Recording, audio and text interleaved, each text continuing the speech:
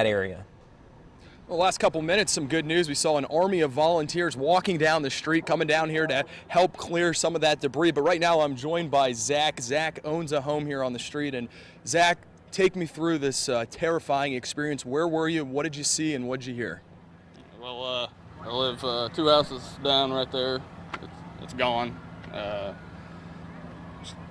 Standing in the backyard, kind of watching it. They said there was a 164th and like by the river down there, and I thought I had time to videotape it.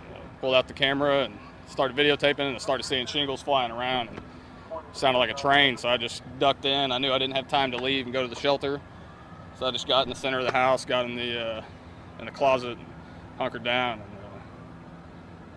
And I hadn't prayed in 15 years, and I prayed that we would make it through that. I've never been that scared in my life. And, I'm just happy to be here. And happy that I was able to, get out and try to help some of these other people around here that lost their homes too.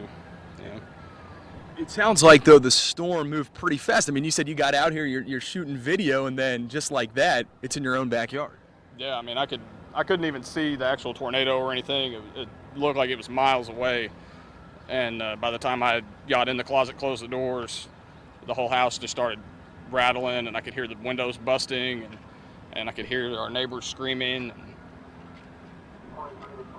And you could just start hearing trees cracking and buildings falling, man. Zach, if you don't mind taking a step over here, I want our viewers at home to be able to see the damage where those two people are. That's your home right over there, right? Yeah.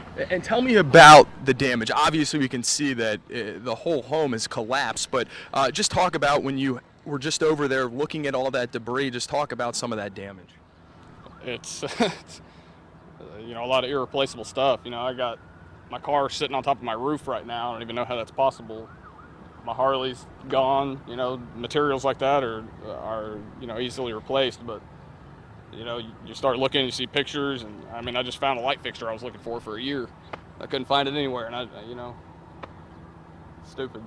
But you don't think that's gonna happen, Yeah, we talk about this all the time whenever there's a natural disaster, that Oklahoma standard, complete strangers coming out to help. How does it make you feel to see people who don't live in this community coming out here, volunteering their time, wanting to help you out? That's good. I feel like, when you live in Oklahoma, you kind of grow up in that atmosphere, and you become one of those people. I've grown up around it, and I've helped, people sift through the same thing that we're doing here, and you just never think it's going to be you. But nobody's invincible, and this is a dangerous place to live sometimes, and it takes a strong community to weather storms like this. It's not the storm that's really the worst. It's what comes afterwards, and the feelings and everything afterward. Having people there that are strong, that's the best thing you can have.